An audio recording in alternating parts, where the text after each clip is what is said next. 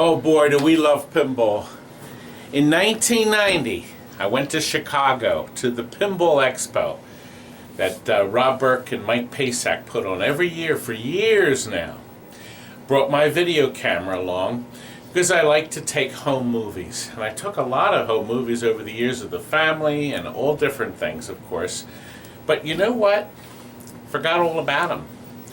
My daughter unearthed a whole bunch of videos that were in cassettes that simply said 1988, 1989, 1990. She went through them and she said, "Dad, you've got 20 minutes of a tour of a factory." And sure enough, the Data East factory that you're about to see, the tour, I can't find any other video footage on this. Then we go to the Banquet, where they're honoring Barry Oursler for his achievements in pinball. And then we'll go on a walking tour of the play area. You're going to see some really neat stuff in this video. I think we should start like we do by other tour videos, like this. Ah, there we are. It works out pretty good this way. This way I can follow along and comment as we watch. We're going to start at the Ramada Inn, only briefly outside, and then we go right to Data East headquarters. Let us start. There's the Ramada. Pinball Expo. Quite a crowd. Look, that neon, Data East Pinball. I wonder where that is now. We went in groups.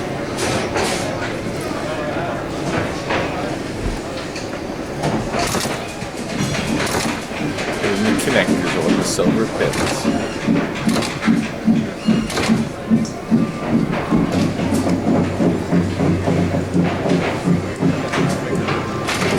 Look at the harnesses.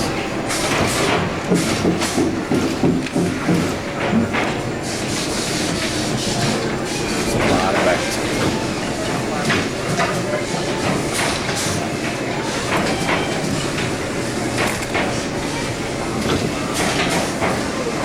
You see the solder pot?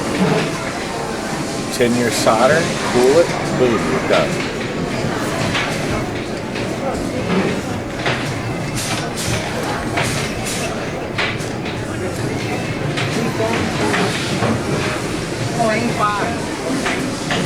I heard Mike being used the other day.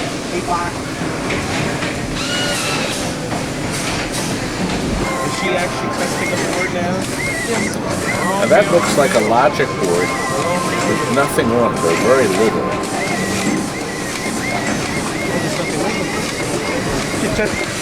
Just the initial test of the board.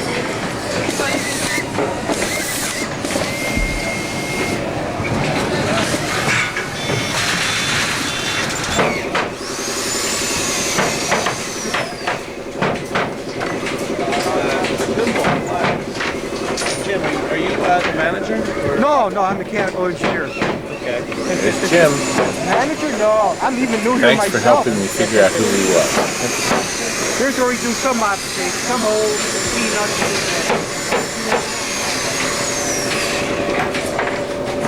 Once again, small groups of us went around. Maybe groups of 15 or 20 from what I remember. It's amazing these playfields didn't get scratched. You can see very hands-on, very labor-oriented.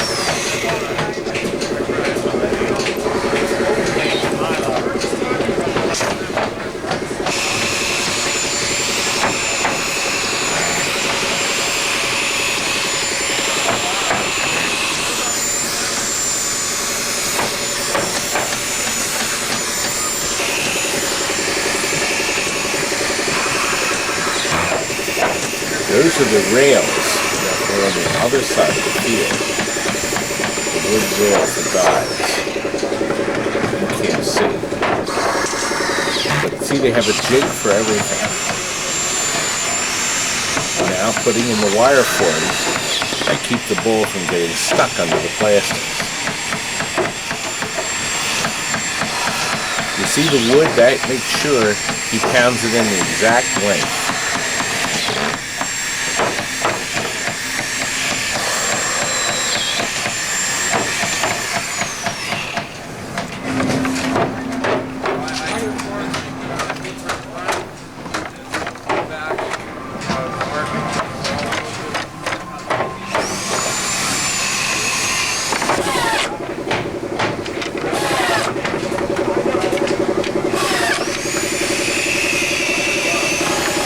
Remember, I was making these videos for me. I never thought I'd be sharing them with millions of other people all these years later. That keeps the lock nut, or the piece from moving inside, coming out. That one screw. Still used today. Oh look, the dreaded Loctite. Oh yes. I'm pretty sure that's what it was.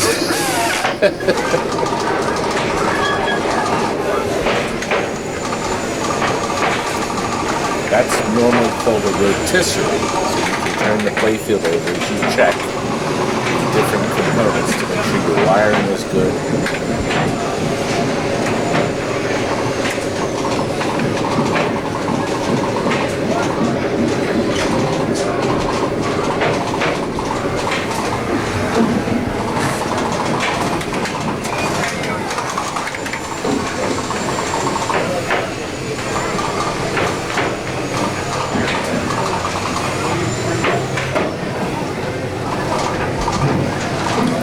Isn't it neat to see the progression as they go, as we moved around?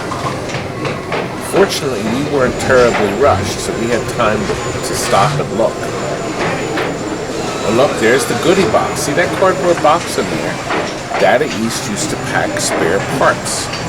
In that, a lot of you wouldn't know that because the boxes are usually gone. They would put drop targets and plastics and all kinds of spare parts for you.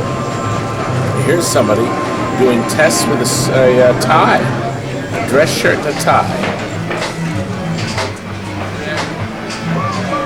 That looks like an ordering board or something. Look, all those back glasses, and there they are. Checkpoint. That's right up there. Do you see that? They're very, very unique because they are test pieces that Data East released. And they tested it, and the game didn't test well. So they went back up on the shelf. Now look at the colors on the cabinet. That's not how the game was released.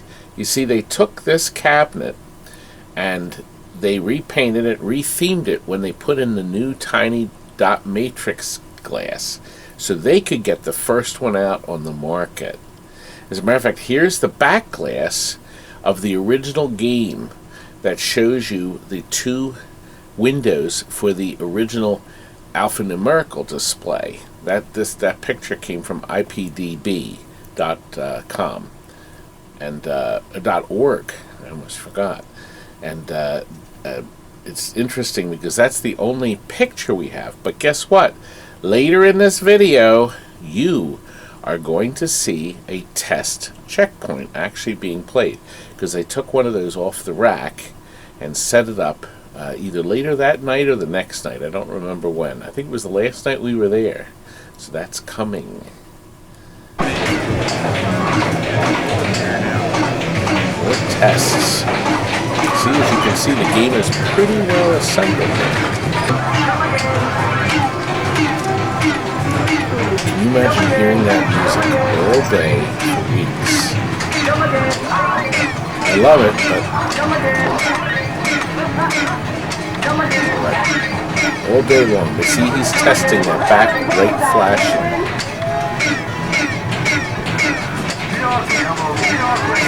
It was nice that Data East came up with a better test menu as they progressed with these boards over the years. This was a good test.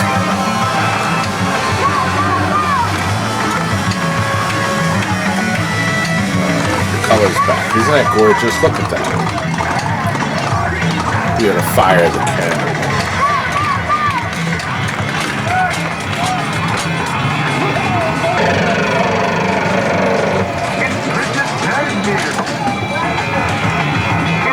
Constant testing. Data East tested their games thoroughly, just like Stern does. Tons and tons of testing to make sure everything is working good.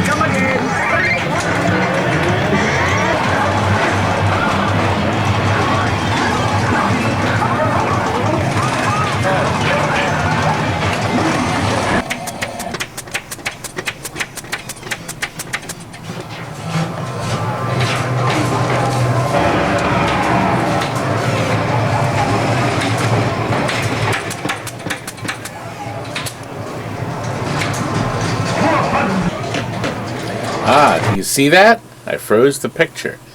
That game under the sheet, I'll move it a little more. That is the next game. And they put the green light on it. They didn't have a backglass in it.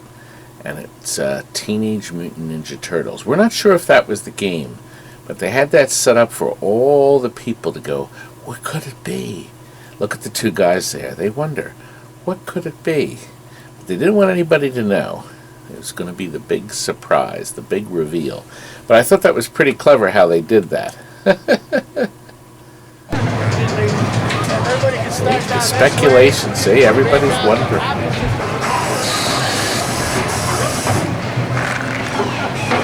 You know, we have another assembly video at Jersey Jack Pinball. So if you'd like to watch that, I'll put a link at the end so you can see the production on there. That was pretty neat too.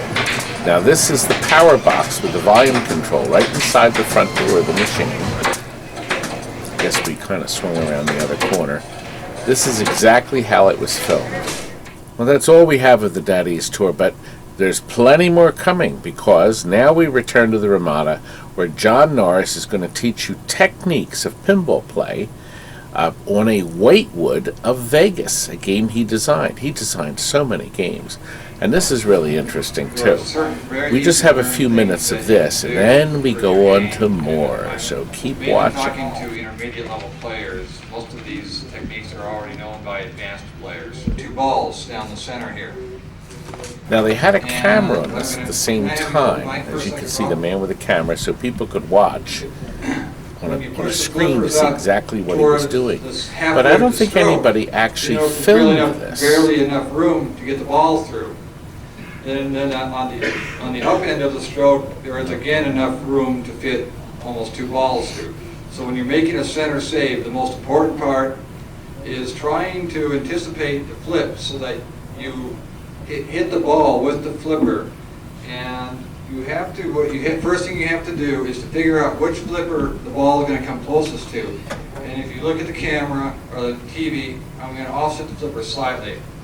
Just a little bit. I slid the front for a momentary to a little bit to the right to try to intercept the ball.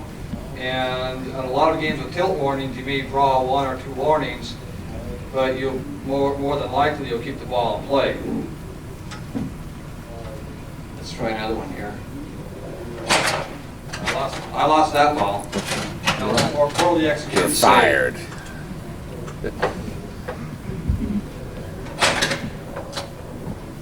Now, if I had just let the ball go, and just tried to bat one normally, I probably.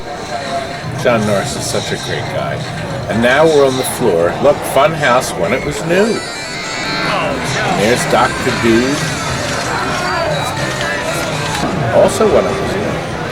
Of course, there was the usual classics all lined up everywhere. Now, you're going to see a game here. I can't find any information. I want you to watch carefully.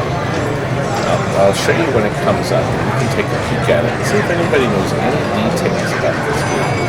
It looks like it's called Freeport. There's even right next to it. See the game right next to it? Freeport. And it has these wheels that spin. Maybe the grass was one, but see that? And look, there is a rat race. Williams only made 10 of them, I think. Very few. Boy, would that be a great game. It looks like a lot of fun. That ran on the regular Williams board systems at the time, like the Blackman board system. Now look, right there is Spirit of 76 from Micro Technologies. Supposedly the first digital game ever released. And there is a rifle range that I have featured in Randyland videos. I'll have a link posted at the end if you want to see more of this game. Really clever. I get a lot of this information from pinballcollectorsresource.com. Alright, Russ Jensen wrote a whole bunch of stuff about Expo 1990. So if you go to that website, you can read everything. He listed all the different games that were there. But oddly enough, Freeport wasn't on the list. So that would be something interesting for you to check out. Steve Ritchie, come to first booth. Steve Ritchie. You can see tons of parts for sale. can see. Tons of them. Pretty successful. And now we're going to be going to the banquet, folks. Everybody's dressed to the nines, and we're honoring Barry Oursler, a legend in pinball now. And guess who's doing the announcing? None other than Steve Kordek himself. Another banquet. Cosmic Gunfight. In 1981, Jungle Lord and Solar Fire. In 82, Spellbinder. 83, 3 games, Time Fantasy, Defender, Pinball, and Joust Pinball. You gotta watch our Time Fantasy video. 1984, Starlight. And also, Our Starlight video. we began what we call the resurgence of pinball after the craze of video, Space Shuttle.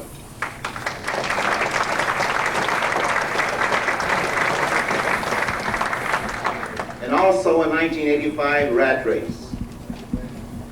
From here on in, I want you to know that Barry will be the first one to let you know that there were very many others who were co-designers, co-helpers, who also helped in the design, the complete product of the game, since we work as a team. But we are now, at the present time, honoring Barry for his input in these games. So let's go on. In 86, Grand Lizard. 87, Fire and Pinball.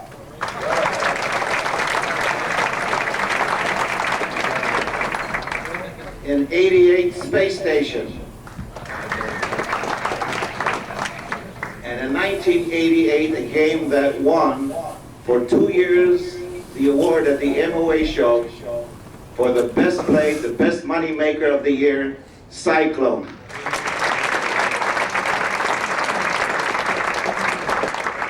Just go ahead and try to buy a second-hand Cyclone today, and you'll know what you're going to pay for it. And even today. One game I wish I had gotten in my basement, I haven't got it. 1989, 3 games, Jokers, Police Force, and Bad Cats. In less than 12 years, 24 games. And now he's at 30 or more. I would like to A token of all the appreciation of Williams and something to remember this evening by as we honor one great guy. Barry?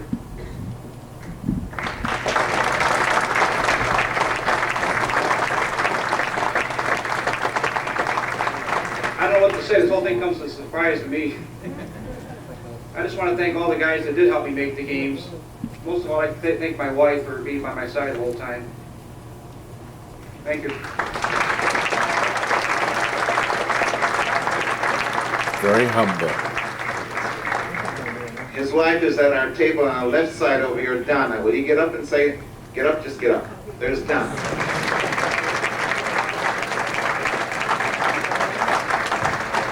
There's one more presentation of what we're really... So we can get you one but 2 of them, Steve. That way, I get to meet Barry too. Face to face in video 1291 at Pintastic. I'll have a link at the end.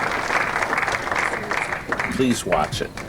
I also want to make a presentation to someone who, to me, is very instrumental. Ah, King Kong.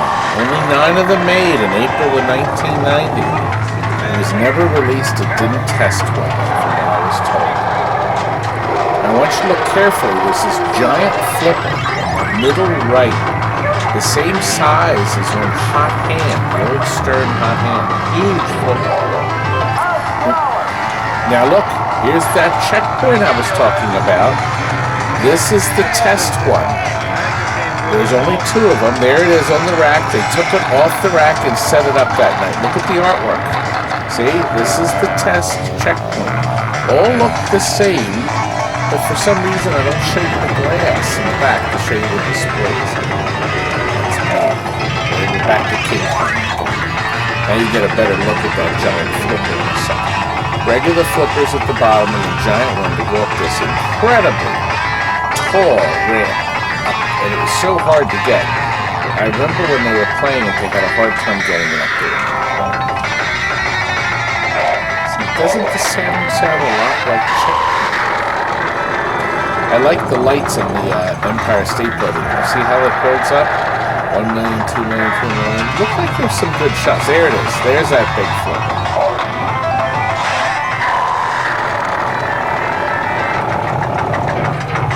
Can you imagine if you own one of these trying to find a replacement flipper for that work? Took unusually a lot of footage of this because I thought it was so rare. There were a lot of rare games at these shows. We used to bring out a lot of these 1 and 2 of a kind games.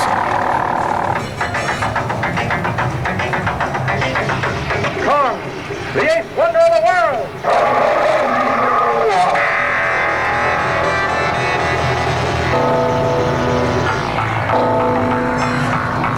Looks like they rang up 3 people.